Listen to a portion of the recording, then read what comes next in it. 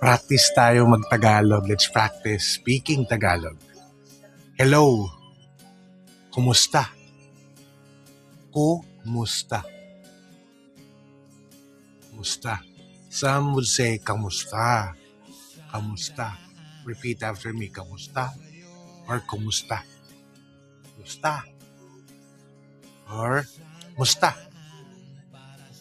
Goodbye. Paalam. Paalam. Paalam. Paalam. Please. Paki. Please. Paki. Paki.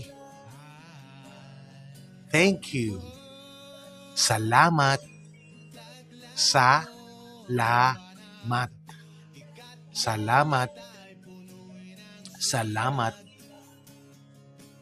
Yes. Oo. Oo. Oo. No. Hindi. Hindi. Hindi.